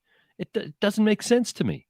I mean, it's just, you should not be included in the list of countries that can host the World Cup if you don't have a certain amount of liberal social rules, the kinds of rules that make it fun to be at a football tournament, the kind of rules that make it interesting and exciting to take part in the world's biggest sporting event. If you can't comply with those rules and your rules are different to them, then you shouldn't be allowed to host the thing. FIFA. This is FIFA's fault, not Qatar's fault. Well, Qatar loses out as well by virtue of their laws that on a whole lot of alcohol sales, and I mean they're not even allowing parties, so they lose out on a whole lot of money. A whole lot of people who won't actually travel, they'll rather watch from home and have parties at home. Yeah, I mean, listen, a place like Qatar is such hypocrisy anyway, because they've been using essentially slave labor to build these stadia and to get themselves ready for this World Cup. I just don't feel like I want to support this. I know my lack of support's hardly going to make a dent on anything. No one's going to notice. They're not going to go, oh, we better change our terrible ways because some idiot in South Africa who does a radio show is going to drop his support for it. I'm not excited about Qatar hosting this. I don't think it's going to be great. I think it's going to be a disaster. I think that they're a very backward bunch of people who run that place, and they make rules that the rest of us think are stupid. And you know what? I'm with the prostitutes on this one, Leigh-Ann. No anti-prostitution rules from Qatar. Thank you very much. And you can't even have sex with, let's say you're in a relationship with someone, but you're not married to them. So let's say I took some girlfriend with Qatar and we booked a hotel and we were going to go watch a match or two. You're telling me that the vice police are going to bust into my hotel room and say, "Where is your marriage document?" And I'm going to go, well, you won't be able to married book the room just... unless you have a marriage certificate. Yeah, that's right. That's right. So there we go. No interest. Sorry, even if I had the money to travel to Qatar for this World Cup, not me. Count me out. Maybe you can not say interested. it's your sister. Yeah, well, see, that's the irony. Is they'd be okay with that. Oh, so you and your sister, huh? Huh? That's fine in a place that's so backward. I don't get it at all. I remember, like, didn't we have sex workers on the show, and they were talking about, they're gonna make a killing on Oxford Road, and they're going to all the hotels, and they're gonna wait in the lobby for these footballers, and not even the footballers, but the football fans. Right? The Huge. Fans from all over the world. How exciting. Apparently, I don't know if this is true or not, but in Qatar, people who have sex out of marriage often get their sentence commuted to 18 years of house arrest. Isn't that like marriage? Yeah, well, exactly. That's what I was going to say. F1 have also signed the same deal with Qatar. And then lovely Lady Leigh, I think she's just teasing us. It says Qatar is the future. Oh, really? How so? I would love to know. How is Qatar the future? We need that law here full time for at least 7 years to balance things out. Be careful what you ask for. Carl says it's going to be the cuckest World Cup ever. I think I agree with him. The commercial aspect of sport is corrupt, says Ethan. Yeah. Ethan says that he thinks it's going to be amazing. It's all about the money. Well, maybe. I didn't even, like the other day, I suddenly realized, oh my God, it's a World Cup year. And normally I'd be waiting in anticipation. I'd be excited as can be about this. I haven't really been paying attention. Jared says, I've been in Doha Airport. I was there in August, and it was 31 degrees outside at 1 a.m. They already have strict alcohol rules. Mm-hmm. Kim Jong-un, all the way from North Korea, says, "Viva prostitutes, viva." Of course he does. Yeah, that's great. Soccer players get paid way too much, in my opinion, out of the blue, says Stone Philosopher. And it's all about the money. I did not say that. Well, I can't be quoting you correctly all the time if you're commenting every 2 minutes. I'm sometimes going to get it wrong. And Rebellious Ruth says, pathetic to think that these diptards even still exist today in 2022. Yeah, I mean, listen. If you are a big fan of Qatar, then tell me why. I'd love to hear from you. Maybe you can help us with this. I wonder if abortion's legal because- there. No idea. Did I ask your opinion on that? I went on a bit of a tirade between. Well, it wasn't a tirade. I think it was quite a sensible discussion between 6 and 6:30. Yeah, I was listening. Something everybody's talking about. Okay, well, what did you think of that? And where's your position? I mean, first of all, you are a woman, so I'd like to hear your thoughts on that from that point of view. But also, have you ever had a scare? Have you ever thought about what you would do in this situation if it was you? I'm lucky enough not to have had a scare. I've never had an abortion. I have had to take the morning after pill, and it was after I was raped. And I was 13 years old. So I think if I had have fallen pregnant at that age with a rapist's child, there is no doubt in my mind that I would have had an abortion. And that for me, take that situation aside. In fact, I hadn't even thought of that, Gareth, until you said, have I had a near scare? Take that situation out of it completely. I know you mentioned that you're probably pro-choice. I'm highly pro-choice. And I know that every situation is different. And I certainly agree with you where you say it shouldn't be, a form of contraception. It shouldn't just be, because you haven't taken responsibility. But even if you are on contraception, there are women who have 3 children who will fall pregnant again very easily by mistake and know that they can't afford them. And for me, the biggest thing is the financial strain and what that's going to put onto the country as a whole. Put the rape aside and unwanted children in that aspect, as well as incest and molestation and family issues like that. But when it comes to unwanted children in terms of paying for them, who's going to pay for them? Who's going to pay for their medical? They don't even have good medical. It's 150 years back. Yeah, but I mean, if your primary motivation for making or breaking a rule is how much does it cost, that pulls a whole lot of other questions into sharp focus. I mean, either you're killing someone or you're not. These are the philosophical discussions that we have to have. And it's difficult. And that's what I was saying between 6 and 6:30. I was talking about how there aren't any black and white areas here. There's a lot of gray. It's not easy to figure this stuff out. But we can't just go around. I mean, by that rationale, if you're poor in South Africa and you're on social welfare, does it make it okay for us to kill you? No, but it depends on what state the social welfare is in. We can't afford to have you. Well, in this country, it's a disaster. Yeah, exactly. So then, that's why. Well, we should go around and say to people, show me your bank balance. And if your bank balance isn't over a certain amount, well, we need to take you out. Because that's there are plenty of other reasons. A rich family, take a rich family, for example. Let's say that they have a child already who has special needs, and they know that they're not going to be able to give their child all the attention it needs if they have another. And when I say rich, I mean people who are not going to end up putting their children in the foster system. There are a whole lot of different reasons. You understand what I'm saying. What if I'm just a working businesswoman and I don't want children and I happen to fall pregnant because my contraception failed? Then admit it's just that. So in that case, it would be a contraceptive. That would be what you're trying to do. You basically don't want kids, so you want the right to be able to not have kids, even if you. No, but I've used contraception. I was using contraception, and it failed. So but it's happened. So ultimately, in that case, it's just contraception. I just don't like the argument, and I'm not going at you on this because I'm really using it as an example of how this is not clear. It's not obvious, and it's not cut and dried.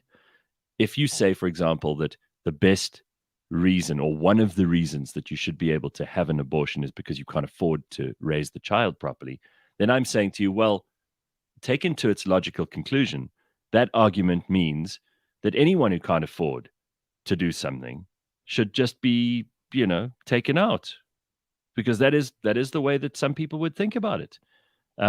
If you just arbitrarily decide that, oh, well, if you can't afford a kid, then you have the right to just get rid of the kid. At what age does that stop being an argument? What, once it's 3? What if you suddenly become poor at like the age the child's 5? Are they going to take your child away and say to you, I'm sorry, you can't afford this kid anymore, so we'll just put this in the care of the state? They can't do that. You know what I mean? Well, the thing is, we'll see the effects of the reversal of this law quite soon. I reckon in 5 to 10 years, we'll see the effects, and we'll be able to see, how it's played out. Yeah. All right. Well, let's turn to happier and more interesting discussions, because I don't want us to go into the weeds too much on this thing, even though it's the biggest story in America right now. It's all anyone's talking about. And here in South Africa, there are lots of people talking about it too.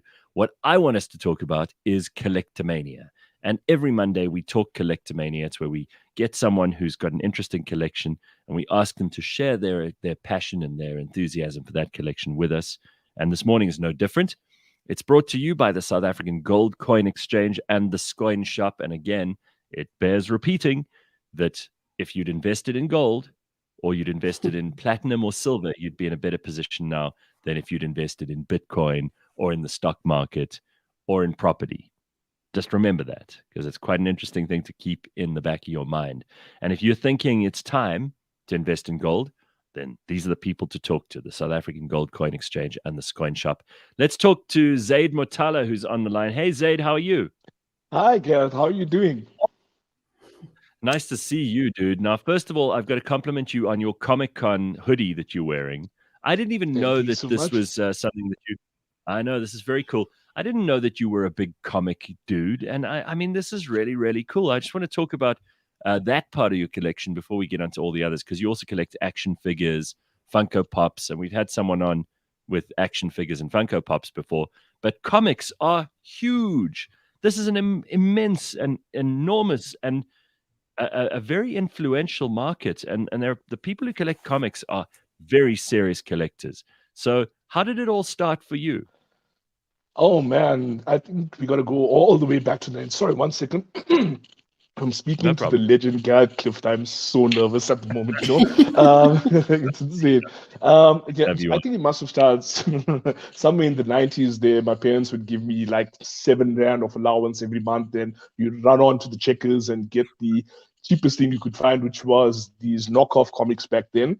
And slowly but surely, as I got a little bit more than 7 rand a month, I was very fortunate to come across some local comic book stores here, and then the madness just took over, and now we are a few boxes of comics in, I would say. So first of all, I mean, have you been to Comic-Con in the US, or have you been to the local one? Because we have a Comic-Con in South Africa. I don't think it's happened for the last 2 years, obviously. How big is that community? Oh, it's massive. It's massive. So I haven't had the privilege of going to any of the ones in the US. It's on the cards, fingers crossed. And the one here in South Africa, I'm very, very fortunate to be a little bit involved with the organization of it. And I got to tell you, at our last show in 2019, actually, we saw about close on 80,000 people coming through over the weekend. And definitely hoping for similar numbers later this year in September. And I'm hoping we'll see you there. I mean, it's going to be massive. You're going to love it. Yeah. And people dress up, right? And they come in like cosplay outfits, and it sounds really cool. So Dathron and Threads says Comic-Con this year is in September. It's going to be awesome. Is that right? It's in September. It's That's in Joburg? correct. Yes, that's right. 22nd to 25th of September at Nasrec. All right. So this is a very specialized and complicated area of collecting, because there are comics that I've seen news stories about that have been sold for millions of dollars. like original first editions that are still in the plastic that no one has ever actually paged through, because the more pristine they are, the more valuable they are. And then there are people who are just into the comics themselves. They like to read them. They like to look at them. They love the illustrations. It's the best way to learn to speak for some people, to learn to read for some people. I know people who don't read books, but they love comics. So are you serious about this, or is it just like a fun hobby? Look, I would say that it varies depending on what's going on. So more often than not, I would like to say I'm fairly serious about it. But look, the second you lose sight of the fact that it's really supposed to be a form of entertainment and honestly escape in some ways, then you, to my humble mind, you're losing the plot a little bit. So I would say I'm somewhere in the middle of the spectrum. I'm definitely serious about speculating with some high-end books, but at the same time, I just genuinely love the stories and art, like you alluded to. All right. So what made you take an interest in comics? Because you could easily have just gone with the action figures or the Funko Pops. What is it about comics that makes you happy and excited? I think it's one of those things where it's an easy entry point. I mean, currently you're looking at about $50-$60 to get your monthly fix. And the stories are always evolving. So what happens is you get a story arc. Once that's complete, there's usually a new creative team coming in, and then they take the story in a whole different direction. And just sort of having these different characters on these different journeys, and you are sort of in the passenger seat with them through that, it's really, really an amazing thing. I mean, imagine having a Marvel blockbuster running through your brain every 25 days, in the form of a comic book. It's just a phenomenal experience to have. So for me, it's the longevity of the stories, the characters, and just the art form as a whole that really got me plugged in there. Well, you mentioned like blockbusters. How many comics have become like these massive, massive successful movie franchises? I wonder if people like Stan Lee ever had any idea when they started their career that they would end up producing a slew of films that are now unassailable at the box office. It's like, if you don't have a Marvel or a DC movie, you're just not going to make money at this stage anywhere in the world. These are the most successful movies in the world right now. It's obscene to think. I think that way back in the when Stan Lee, for example, was creating Spider-Man, I read an interview some years back where he said that, look, at that point, they were just trying to compete in the market with what we now know as DC Comics. And over the years, just the cultural zeitgeist has become such that people are now looking for these larger-than-life characters, and that's the reason why people are plugging in. And it's so interesting and so exciting that you actually mentioned how many books have become, these blockbusters, or rather the influence for some of these blockbusters, because at the moment, and if you don't mind, I'd love to share this with you, there's Thor, Love and Thunder, that's coming out in a couple of days' time. And a couple of years back, I lucked out and speculated on a certain Thor story. And these comic books over here, a couple of these, have actually become the core of the Thor story. Sorry, that was a terrible rhyme. I do apologize. Hold those up close to the camera. Let's just have a look at those. Yeah, sure. So there's this one over here, and there's this one over here, and there's this one over here. And there are a couple that I didn't go and take out of storage because I'm worried that my nerves over here are going to make me squash because, oh my God, it's Gareth Cliff, and I'm going to go crazy. So we just leave those ones aside. All right.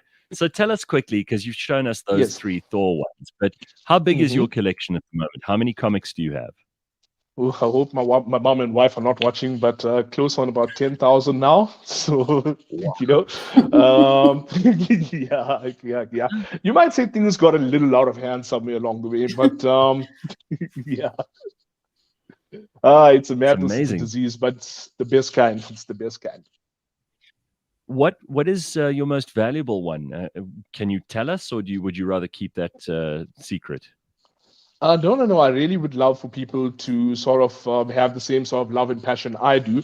So I think in terms of monetary value, one of the ones I'm comfortable sharing is my first appearance of Ghost Rider. So you may recall a couple of years back, a guy with the flaming skull motorbike, so I've got the first appearance of that character. But honestly, for me, there's also an emotional aspect in it. So I would have to say that, monetary value aside, personal value would probably have to be this book. This is a copy of Batman number 50, and it's got art that I actually did. And at the last Comic-Con, I was able to get signed by all of the guests. So for me, this book here represents a moment in time for me, because some of my favorite artists actually, looked at my art, praised it, gave me tips and pointers, and then each of them wrote a little message about it for me, and it was just, that's what Comic-Con is for me. That's what comic collecting is for me. And this year is just one of those. People throw around the term grail very loosely. Yes. Yeah, but this is cool. So you're also an artist. I mean, you draw your own. That's very cool. I dabble. Small. That's not a small thing. That's very, very cool. It's very all right. So I know Leigh-Ann's probably got some questions as well. But how do you store these comics? I mean, where do you keep them? Because you can't just put them on the shelf with a bunch of books that get bent or squeezed, or someone messes something on the shelf, and then you suddenly have like a really valuable comic that's worth nothing because it's got a tea stain on it or something. Funny story, that actually happened to me once, and that was awkward. But there's various ways. What's really awesome about comic book collecting here in South Africa is that when you go to the stores, they actually do you the favor of popping comic books into these bags and boards. So that's like a very basic level of protection. Then you can upscale a little bit. Sorry, I'm going off on a tangent there. But you get these things they call top loaders, so you can pop them in. That stores them. This year is slabbing, so it's CGC, and this is where they encase the entire thing in sort of this plastic slab, so it's like really, really solid. And then, of course, you get special comic book boxes. You pop them in, and those go into storage. So that's sort of like the hierarchy and scale of things. But like that one that you've just shown us with the entirely enclosed, can you open that? You could. You probably shouldn't. But okay, so it's like you would need to use a pair of scissors. Probably pliers and a hammer, but it's really, really, really solid. So so this style of doing things, if you have what they call a key comic book, so a book that's probably going to trend up in value a bit, or something that's really special to you, then it's probably worth getting it encapsulated like this, because what this does is it actually preserves the integrity of the book. It has a little acid sleeve in there, so even the ink and stuff, it doesn't cause the paper to deteriorate. So in terms of longevity, this is probably the way to go in terms of saving your books. But that does mean that you can't page through it and read it, right? Yes. But fortunately, now in 2022, that is, you find that it's really, really easy to get facsimile versions of books. So those are sort of cheaper reader versions. So if you really, really want to speculate in books, then it's probably wiser to keep your high-end valuable books in sort of a protective casing. And if you really wanted to read it, then you can get those easily at any of the local comic book stores. Yeah. So those are essentially reprints of I'm going to say those key books. And so now, do you read comics only, ahead, or do you? Sorry, there's a bit of a delay because I'm using my hotspot on my phone. Do you read these comic books all the time? Not the ones, I'm talking about the subscriptions that you have every month. Is that all you read, or do you read other sorts of literature? Oh, no. I do read for my day job. There's a fair amount of research and all of that goes into it. So there's obviously a lot of reading there. I still read for leisure. And nowhere on the level of Gareth, obviously. I mean, I saw the video about his book collection, and that is stuff to aspire to, sir. That's stuff to aspire to. One day when I'm a big boy, one day, But really, really speaking, reading, I think one of the many reasons why I got into comic books is, there was a slogan back in the 90s where comic book reading is reading too. And so, it was really a nice way to actually plug into, and Gareth alluded to this earlier, it's a way to actually get people to read, and I just sort of got stuck into it a couple of decades later. Yeah, I think it's important. I mean, it's like audio. I grew up listening to audio tapes that with the books, and that was so important in teaching me, the sound and the words as I'm reading them. And that got me physically reading before I was even at school. And That's something like awesome. comic books can do the same thing for kids. Absolutely. So, I mean, when I ask if it's all you read, I think it's fantastic, and it's good that it's out there. Indeed. So Ethan says here, your most valuable comic has your own art plus so many incredible signatures. You are a legend. A lot of people thank here you so much, asking all Ethan. kinds of questions too. This is amazing. MM says, a friend of mine who's 72 died last year in a house full of comic books. Paramedics struggled to open the door. It is such a valuable and rare collection. If anyone is interested in Amsterdam, I'm pretty sure there'll be a lot of people who'd be interested now, MM. So, you know what, maybe send us an email. Yeah. I'd be people interested. who pay a lot of money for that. MM Have does you, add, though, interested in the collection, not the dead body. Yeah. Important distinction. Very important distinction. That's great. Does exposure to light over time fade the comics?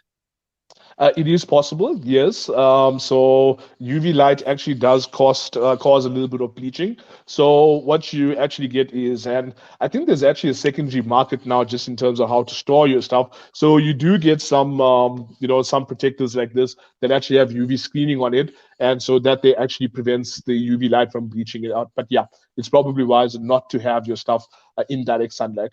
If I may be so bold, just behind me over here with my display stuff, on the screen doors on the side of there to the study, there is actually a UV filter over there just to block it. So yeah, you gotta look after your stuff.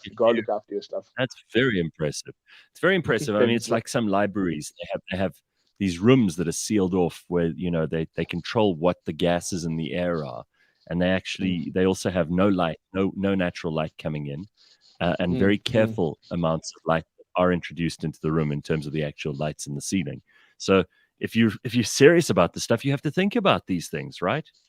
Indeed. The entire thing, it's so funny that there's an entire value chain that goes into the collecting and the storage and the protection. And now there's a whole debate in South Africa about, okay, look, how do you go about ensuring it? Because do you specify each item, or do you just, you technically you can't call it household contents, even though it is content. But that's an ongoing debate with the guys from one of the insurance companies. Yeah. But this is the beauty of it. And what I love about any sort of collecting is that when you really plug into it, it actually adds so many different layers. It's so nuanced. It's such a wonderful thing to have a means of escaping, or rather accentuating the human experience, just so long as it doesn't go all kinds of cray there where you lose the plot. You got to watch out for that. So very fine line. Fine line. So this is something we have to ask you because it comes up with a lot of our collectors. You mentioned you got a wife and a family. Now, do they give you trouble about your collecting? Because your collecting could become a bit of an obsession. And I see you have this beautiful room with all your display cabinets and things there. How far have you gone down the rabbit hole of becoming a wacky nutcase collector, and have your family complained?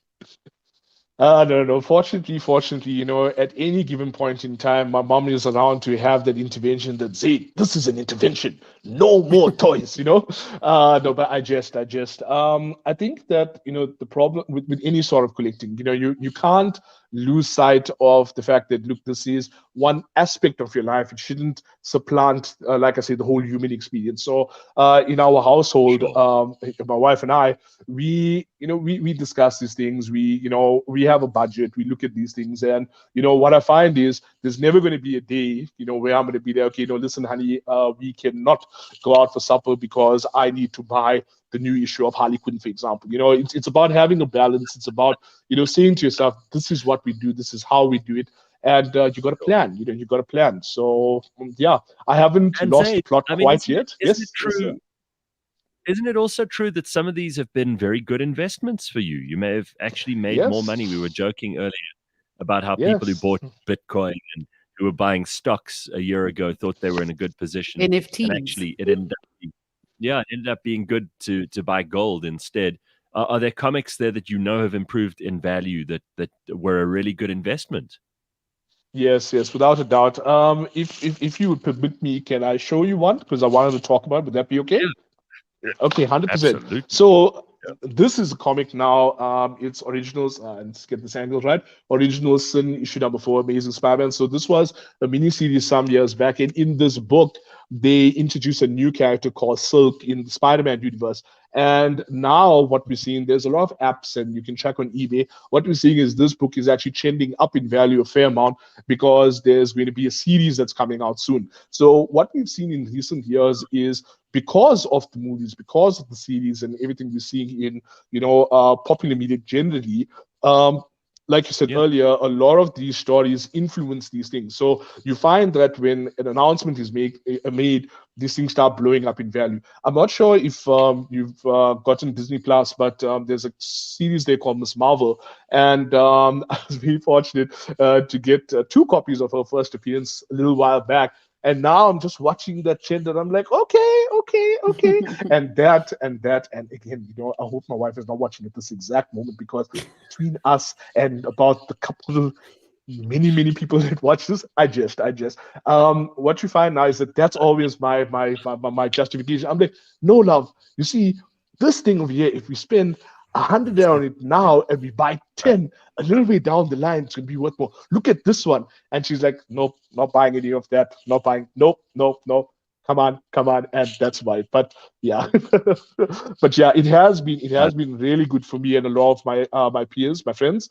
And look, it's just a wonderful, the value aside, and you'll forgive me, but the monetary value aside, it's really awesome to have a hobby that on a monthly basis, the expenditure isn't that much, relatively speaking.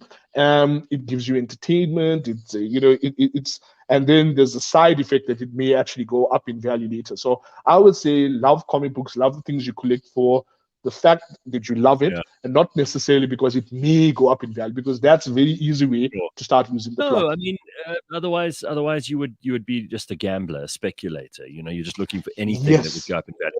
This is much more about the passion that you have for this. So first of all, Dathron and Threads wants to know, are you an exhibitor this year or just visiting Comic-Con? No, like I said, I'm very fortunate to be assisting with the organization of the show. So I'll actually be hosting a couple of panels and some fan events. I'll definitely be there. And this is a good point too, made by Corona's Boring. Every time someone spills tea on a rare comic, the others all gain value. That's true, right? Because then there's one less in circulation. So how do they work these? Because comics can be printed. So you would think, well, why don't they just print 100,000 of every comic, and then none of them will have value? Do they have limited editions that have a very limited run, for example? So they'll only print like 10,000 or 1,000 or whatever, and that's what makes them valuable. Yes. So what you found is, and you'll forgive me because I don't want to sound too exclusionary when I explain this, but it's something that I feel would help people if they understood. So essentially what you find is a lot of value comes in the older comic books. So there's different periods. So there's the golden era, silver era, bronze era. We're currently in the modern era of comic books now.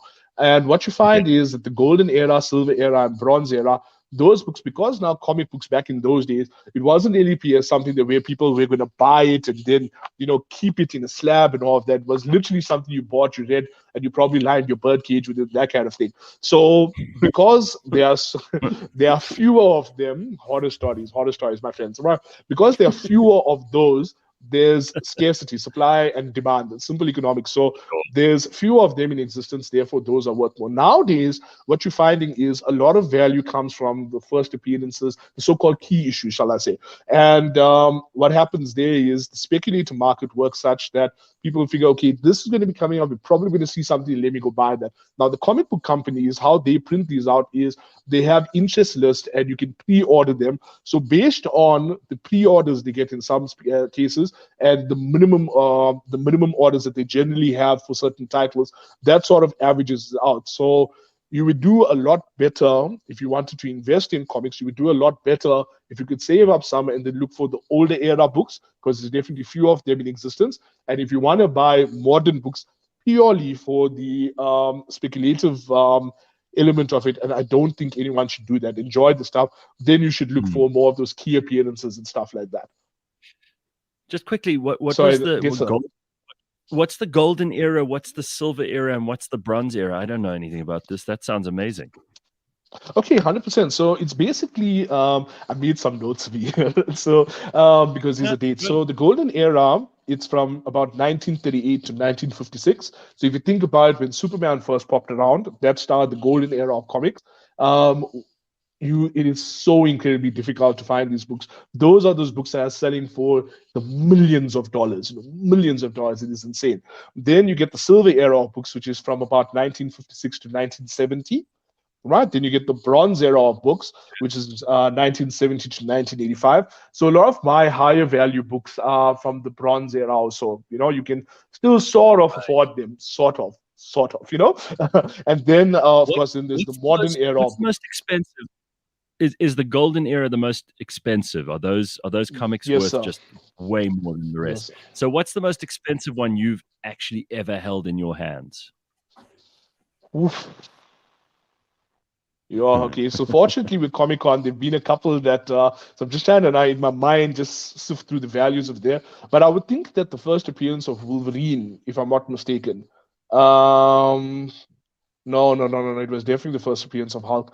I'm sorry, Sam. I'm embarrassing myself. There's just so many amazing ones I saw at the show. So it's the brain is sort of backfiring now. But that's the beauty of in this current day and age.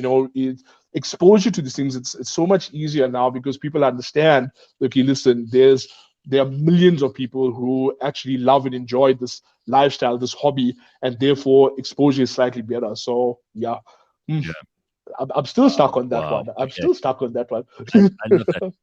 But this is so cool. I mean, the fact that this stuff has become like, and now that you can get together with a community of people who are also into this, and you talk about Comic-Con, I mean, it's huge. This is a really, really big deal. I think it's fascinating to get into the origins of all of this, to see people get passionate about their collections. It's just great to hear you talk about it too, because honestly, Zaid, anyone who's a fanatic, a collector, I just love the passion, man. Thank you, sir. That means the world to me. It's and you know what, this series that you're currently doing now, I gotta say, I'm simply loving it because to see that there are other people down other walks of life who are as plugged in and invested into something they love at that. It's just a wonderful, wonderful thing to witness and behold. So thank you, sir. Thank you, sir. Well, listen, thank you for sharing your collection with us. And I hope we get to see you again. Someone here just said Zaid was the MC for the Brother Cosplay event a couple of weeks ago. Great entertainment. So the people from your own cosplay community and the Comic-Con community all coming through here. We will probably have to talk to you about your action figures and Funko Pops at some point too. But for today, comics all over the place. And thank you so much, Zaid. It's nice to talk to you. You as well, sir. Thank you very much. Thank you so much. Thanks so much. There it is, Zaid Motala and his unbelievable collection of comics. So if you have an interesting collection or you know someone who does, let us know about it, please. contact@cliffcentral.com.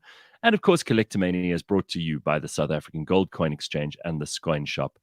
You heard Zaid saying it's so cool to have people talk about their collections. We can all, even if we collect different things, share in that excitement and enthusiasm that we all have for this. No toenail clippings, but everything else. You missed it because your internet cut out, but the Pooseum may be a feature on the feature rather on the Collectomania episode coming up soon. Poo Museum, which they call the Pooseum. So all of that's still stuff you have to look forward to. Have an excellent Monday, everybody. We will see you tomorrow morning at 6 a.m. Cheers. Bye-bye.